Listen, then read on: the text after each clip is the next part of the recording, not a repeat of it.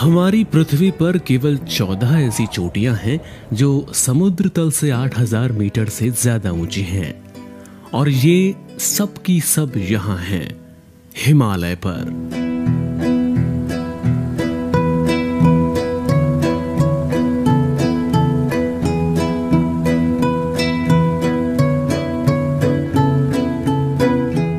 ये सारी पर्वत श्रृंखलाएं दुनिया की सबसे ऊंची पहाड़ियों के तौर पर सदियों से यहां मौजूद हैं, लेकिन उसके बावजूद दिलचस्प बात है कि ये दुनिया की सबसे नई पर्वत श्रृंखला है।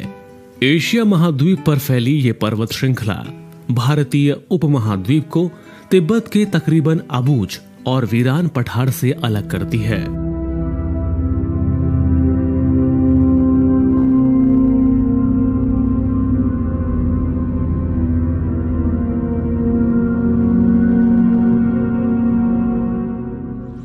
जहां एक ओर इसके साल भर बर्फ से लदे ग्लेशियर गंगा, यमुना, ब्रह्मपुत्र और सिंधु जैसी साल भर पानी से लबालब नदियों को जन्म देते हैं, तो वहीं दूसरी ओर ये पर्वत श्रृंखलाएं रूस से आने वाली ठंडी साइबेरियन हवाओं को भारत में आने से रोकती हैं और उत्तर में भारत की प्राकृतिक सीमा बनाती है।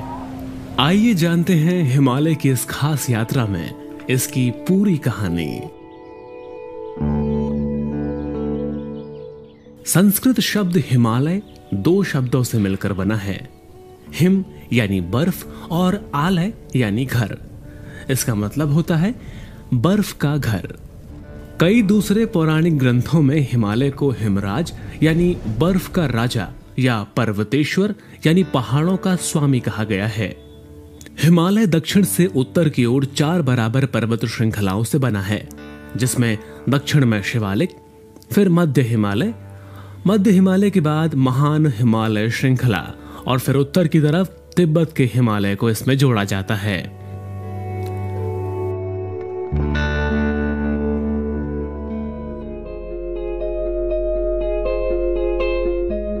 प्लेट टेक्टोनिक्स के आधुनिक सिद्धांत के अनुसार इसका निर्माण इंडो ऑस्ट्रेलियाई प्लेट और यूरेशियन प्लेट के टकराने से हुआ था।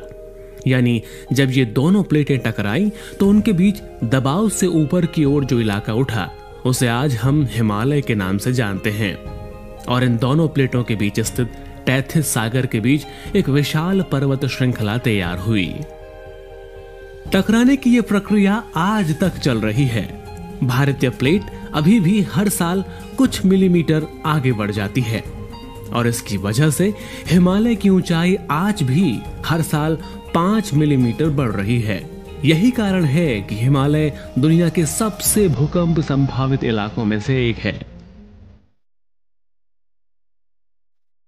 अंटार्कटिक और आर्कटिक के बाद हिमालय पृथ्वी की वह जगह है जहां दुनिया में बर्फ का तीसरा सबसे बड़ा भंडार है। इसीलिए कुछ लोग इसे तीसरा ध्रुव भी कहते हैं। हिमालय श्रृंखला में लगभग 15,000 से भी ज्यादा ग्लेशियर हैं, जो लगभग 3,600 से 4,400 गीगाटन ताजा पानी अपने आप में समाये हुए हैं। हालांकि हाल के वर्षों में वैज्ञानिकों ने क्लाइमेट चेंज की वजह से पूरे इलाके में ग्लेशियरों के पीछे हटने की दर को मापा है, जिनमें कई ज्यादा बढ़ोतरी हुई है।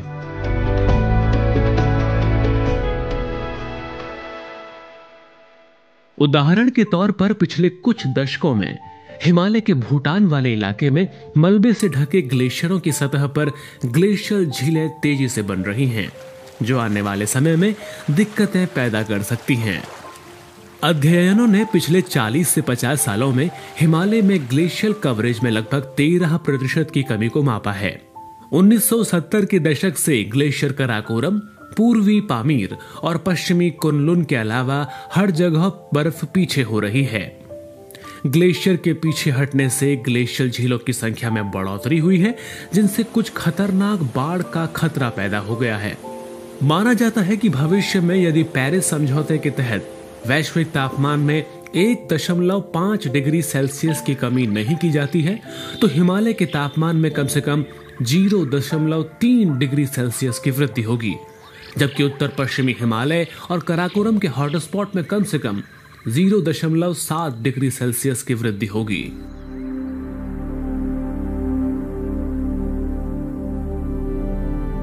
हिम तेंदुआ हिमालय के ऊंचाई वाले इलाकों में रहने वाला एक दुर्लभ लेकिन लुप्तप्राय जीव है। ये इस इलाके का मुख्य शिकारी है, जिसके शिकार में अल्पाइन चारागाहों पर चरने वाले और चट्टानी इलाकों में रहने वाले बकरी परिवार के सदस्य शामिल हैं। इनमें विशेष रूप से स्थानीय भराल या हिमालयी नीली भेड़ शामिल है।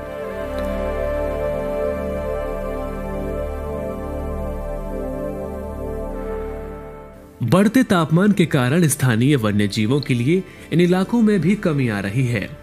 इस वजह से हिम तेंदुओं जैसे जोखिम वाले शिकारियों की शिकार आबादी को कम कर दिया गया है। वैकल्पिक खाद्य स्रोतों की तलाश में हिम तेंदुए और अन्य शिकारी स्थानीय किसानों के पशुओं पर हमला करते हैं। अपने सिकुड़ते आवाज के जवाब में हिम तेंदुओं ने हर साल लगभग 2.6% स्थानीय पशुओं को मार डाला।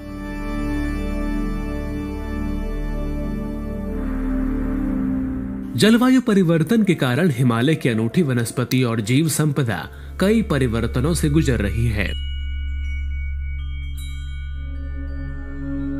हिमालय के साथ कई सांस्कृतिक और पौराणिक पहलू जुड़े हुए हैं।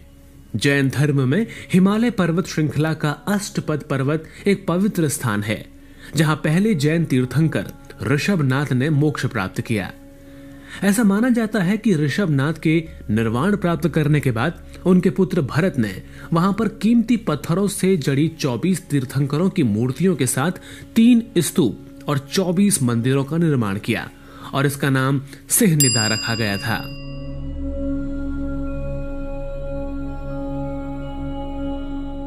हिंदुओं के लिए हिमालय को हिमावत, सभी पर्वतों के राजा और देवी पार्वती के पिता के रूप में प्रतिष्ठित किया गया है। हिमालय को देवी गंगा का पिता माना जाता है। बौद्ध लोग भी हिमालय को बहुत महत्व देते हैं। पारो तात्स्कंग वो पवित्र स्थान है जहां से भूटान में बौद्ध धर्म की शुरुआत हुई। मुक्तिनाथ तिब्बती बौद्धों के लिए भी तीर्थ स्थान है। वे शालिग्राम को तिब्बती नाग देवता का प्रतिनिधि मानते हैं, जिन्हें गावू जगपा के नाम से जाना जाता है।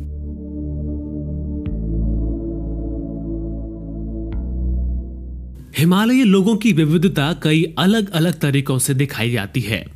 ये उनकी वास्तुकला, उनकी भाषाओं और बोलियों सहित उनके विश्वासों और अनुष्ठानों के साथ साथ उनके कपड़ों के माध्यम से भी दिखाई देती है।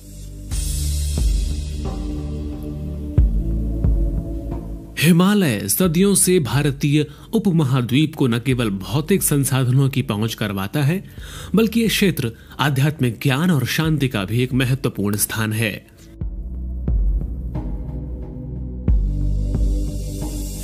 कई तरह की पर्यावरणीय चुनौतियों के बावजूद हिमालय आज भी दुनिया के लिए एक ऐसी जगह है जो आध्यात्म, ज्ञान, प्रकृति और सौंदर्य के उस पक्ष को दुनिया के सामने रखता है जो शायद ही दुनिया के किसी